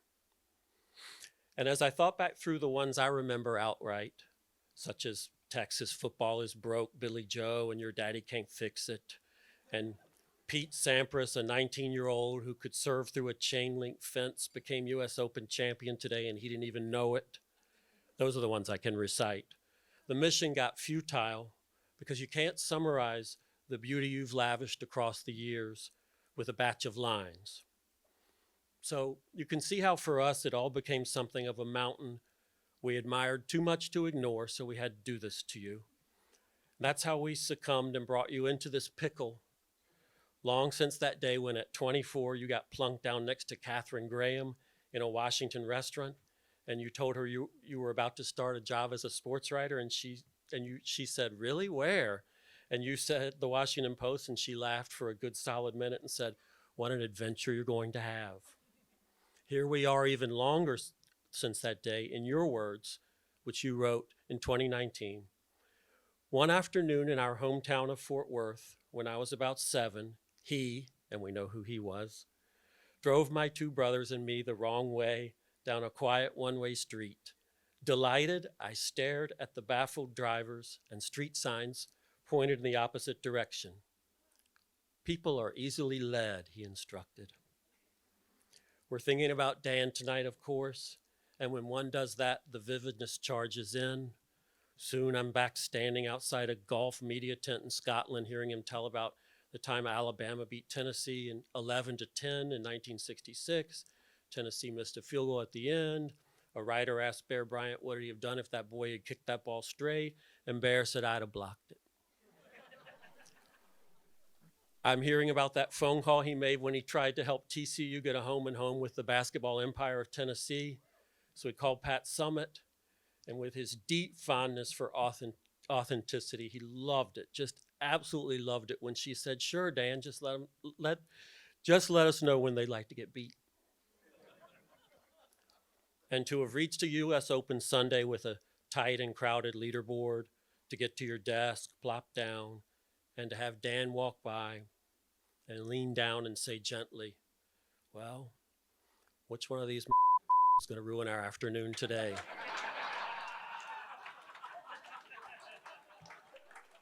That's a towering moment to live in this world. And yet, here came another one of a kind. So there I was, way back, out on a veranda, upper deck at the 1989 U.S. Open Tennis, when you burst out of the press room around 10:30 at night and said, "I just drilled my deadline, and I don't even think I have to rewrite it."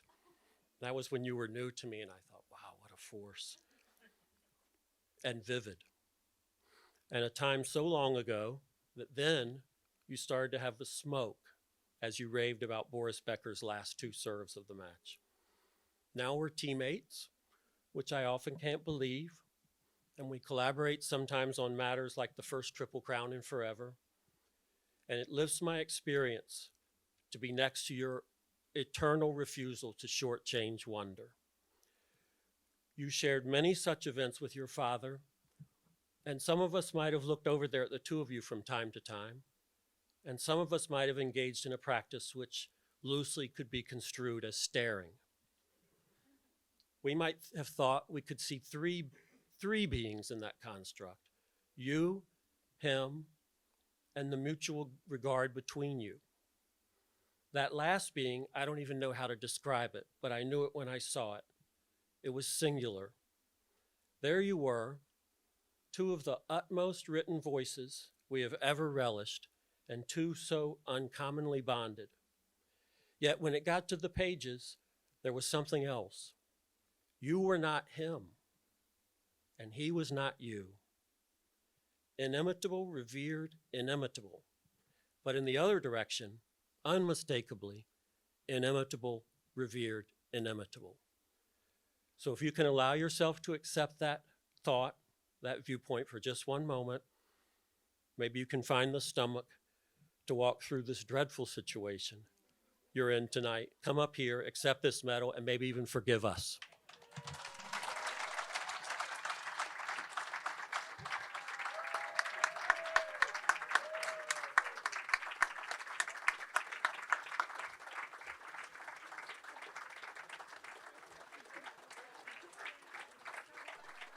I really had to claw for this award, man. I mean, I had to climb. I mean, hand over hand. I mean, it's been such a long, steep, no help, never born to privilege, never, no inheritance, never got a break. I had to do it all myself, nobody to thank, Chuck, you destroyed me. So I was going to be funny until that happened. Seriously, though, I'm really so self-conscious. accepting a medal that already has my name on it. I mean, that just feels like one hell of a shortcut, right? Really unfair. But there are people certainly to thank for that fact, starting with Jay Bernhardt, Michael Butterworth, and the great people at the at this marvelous school of journalism that keeps the good family name alive.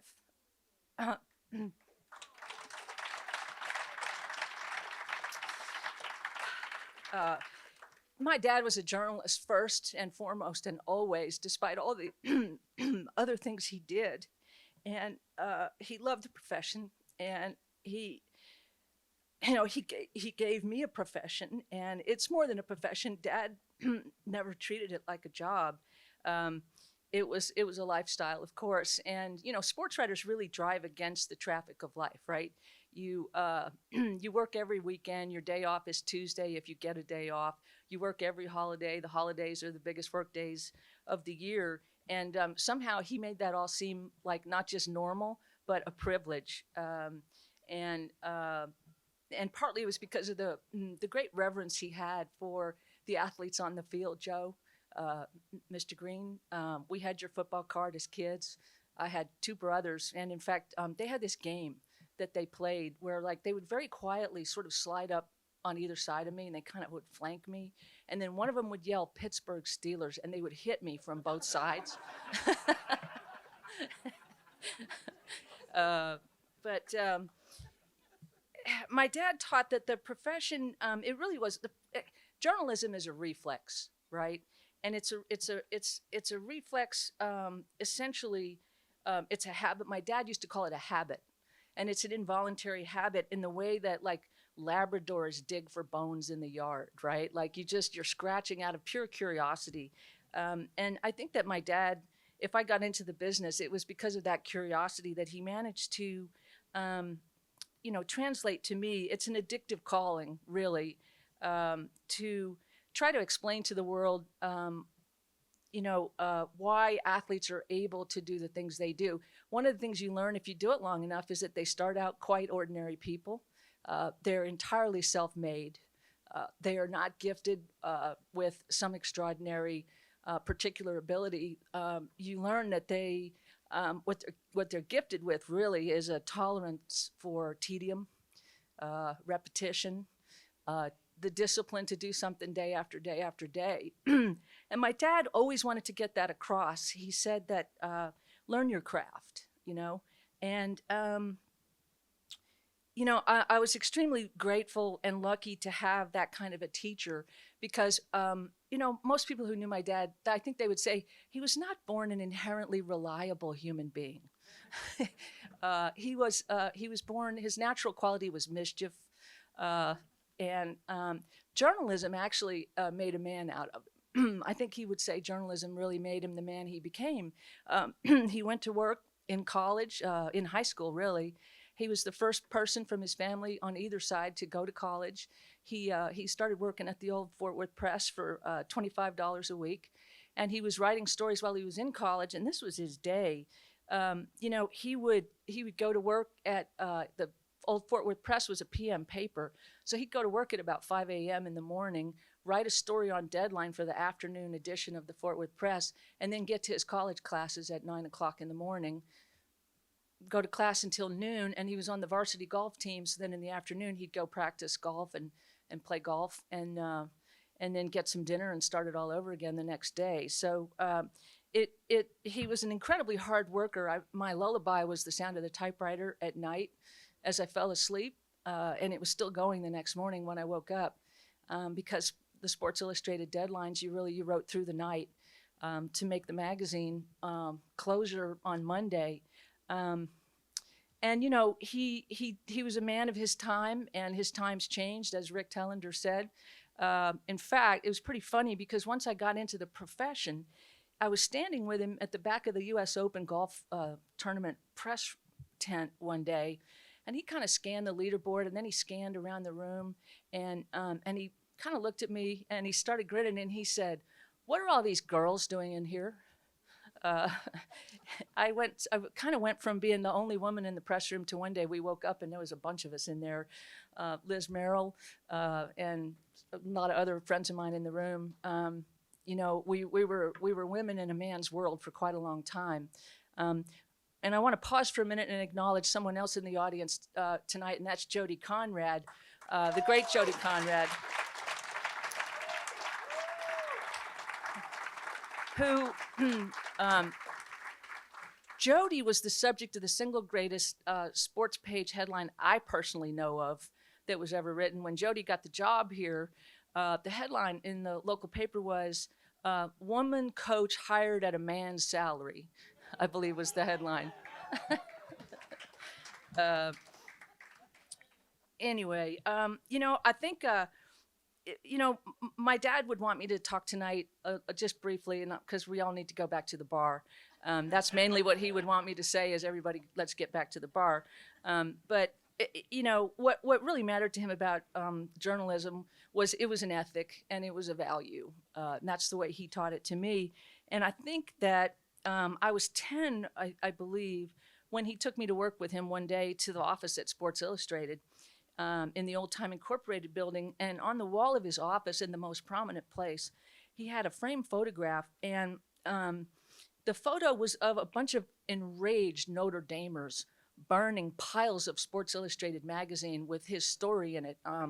Notre Dame had played Michigan State, and they had played for a tie, for a 10-10 tie.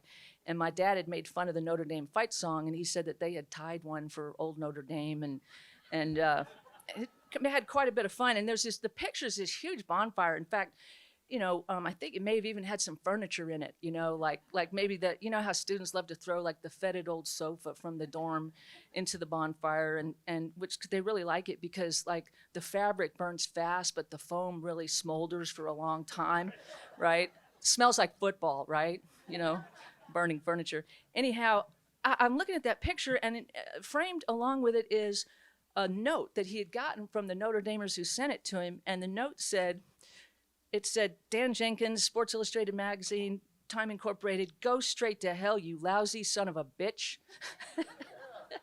And I said, "Daddy, why are they so mad at you?" And he said, "'Cause I told them the truth." So, anyway, that was his ethic, really, was to just, like, to him, you know, journalism is really about, for him it was about, you know, trying to sort through the profligate sentiment and the hero worship that we surround it with, to find the real truth underneath, the important truth underneath, and to keep those truths in perspective. And the great Blackie Sherrod probably gave him the best lesson about that, you know, of anybody. Blackie was the sports editor who hired him at the Fort Worth Press, and should have won one of these had he still been living. He would have won one of these awards. But Blackie said, you know, nothing happens in sports. You can see about 50 things more important sitting on a farmer's porch, is what Blackie told him. You know, don't ever lose sight that it's not the grimmest endeavor in the world, which I'm going to pause for a minute. Peyton Manning sort of reminded me of that too, because I love Peyton's take on the game. I love the Manning cast. And Peyton is towards the end of his retirement. He won't mind me telling this story. I think, you know, his arm is going, and they're trying to win one more in Denver for him, but he's having trouble completing passes. And they're watching film one day, and you know, he's more of an ad salesman by then, with the jingles, with the chicken parm sandwiches and all that. And they're watching film. The Broncos are watching film, and you know, some piece of tape comes on of Peyton throwing a really bad pass. It's an interception. And Demaryius Thomas is sitting right behind him. And Demaryius leans down and he goes, "Number 18 fucked it up."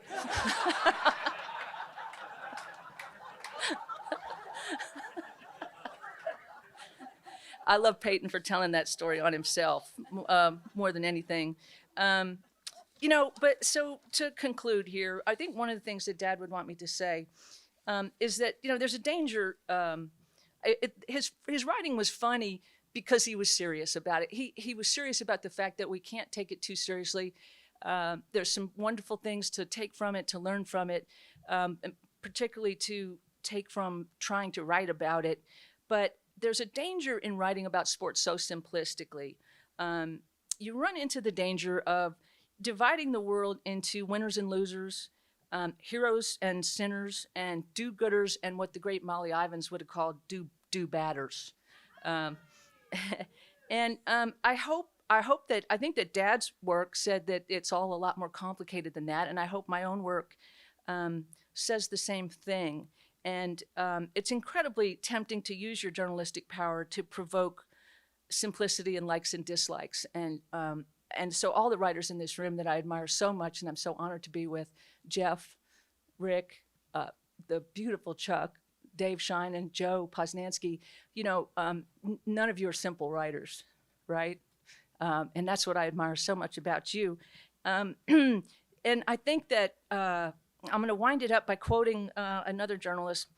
There was this great film critic named Kenneth Tynan, who had been lucky enough to study under the great C.S. Lewis as a student. And C.S. Lewis gave him the best piece of advice. My dad and I used to talk about this, that you could probably give a younger journalist. And he said, Lewis said, keep a strict eye on your adjectives, because they should not just praise and blame, but they should diagnose and distinguish.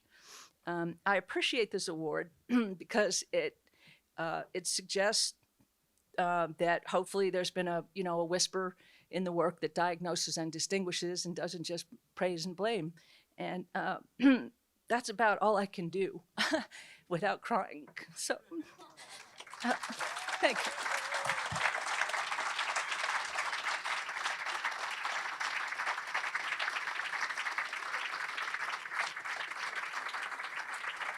Sally Jenkins, everyone.